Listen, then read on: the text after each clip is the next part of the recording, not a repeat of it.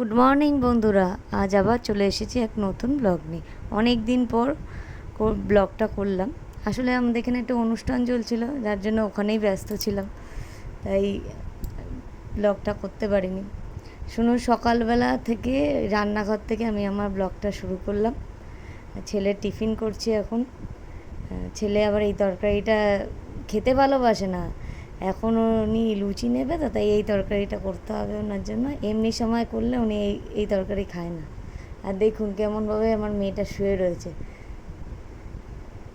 একেবারে ভাইয়ের দাদার সঙ্গে। দাদাও যেমনি উনিও তেমনি সবে শুয়ে রয়েছে। আমাদের সবে রাস্তার মধ্যে ইটটা ফেলেছে, কি দেখুন অবস্থা। বর্ষাকালে যে কি হবে তার কোনো ঠিক নেই। যদি ইটটা পেতে দেয় তো ভালো, নাহলে তো একদম সবাই মিলে পড়বো। আমাদের যে রাস্তা যে কবার ভাঙা হয়, কবার গড়া হয় তার কোনো ঠিক নেই।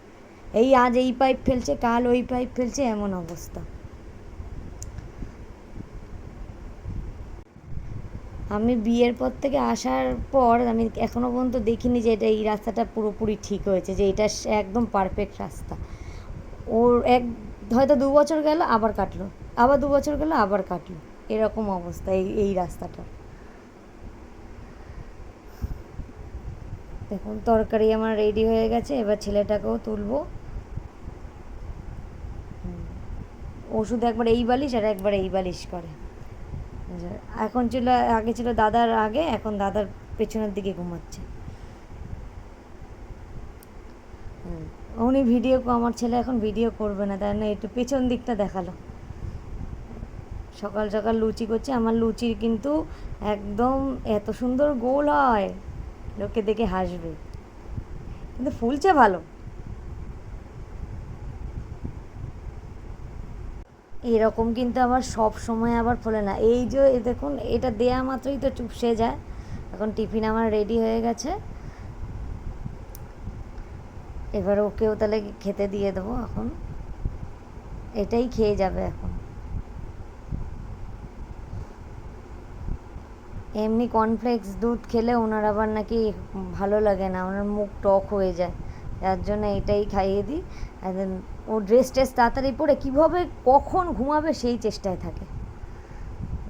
আর একজনও এরমভাবে শুয়ে রয়েছে, সারা বিছানা ঘোরে। যেমনি বোন তেমনি তোর দাদা হবে ওই জন্য।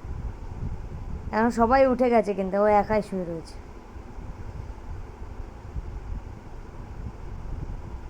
এবার দাদা স্কুলে যাচ্ছে, দাদার সঙ্গে উনিও বেরিয়েছে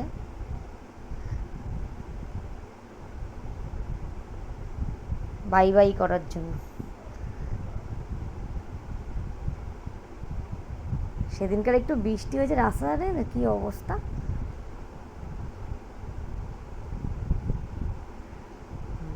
কেন ভাই তাকিয়ে আছে।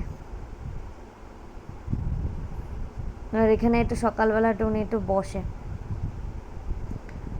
একটু লোকজন দেখতে ভালোবাসে তো।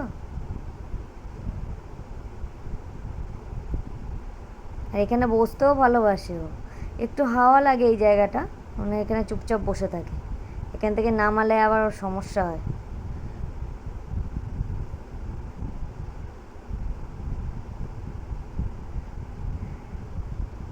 দেখুন এই বাক্সটার মধ্যে আমি ওর ওষুধ রাখি, ঠিক আছে, এই ওষুধ রাখি। এবার ওইটাকে খুলে ওর ভেতরের জিনিসগুলো নেবে। দড়ি দিয়ে বেঁধে রেখেছি, তাও ওই দড়িটা ও খুলবে, আবার ওইটার মধ্যে উঠে যাচ্ছে।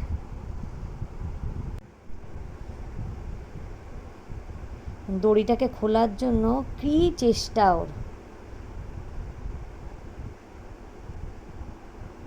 মানে কেন আমি আটকে রেখেছি, ওর ভেতরের জিনিসগুলো কেন বার করে দিচ্ছি না ওর হাতে। কত জোর ওর দাঁতের।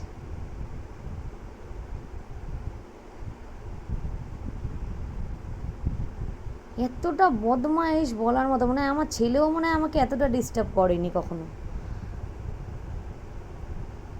আসলে আমার শরীরে মানে হাড়ে না জং ধরে গেছিলো, ও আসার পর এবার একটু জংটা খুলছে। দেখুন কেমন টেনে নিয়ে আসছে এই ঝুড়িটাকে, এত দাঁতের জোর।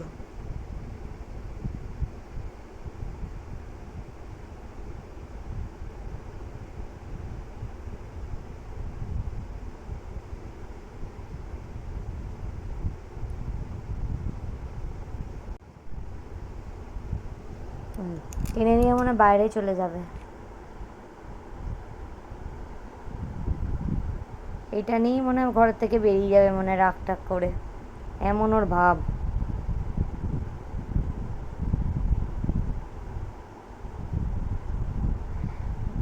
আসলে এই দেখুন, আমার ছেলের স্যার এসছে তো, ও এখন ওই দরজা বন্ধ করে ওকে পড়তে পাঠিয়েছি, মানে বসেছে পড়তে, ও ততক্ষণ এখানে বসে রয়েছে,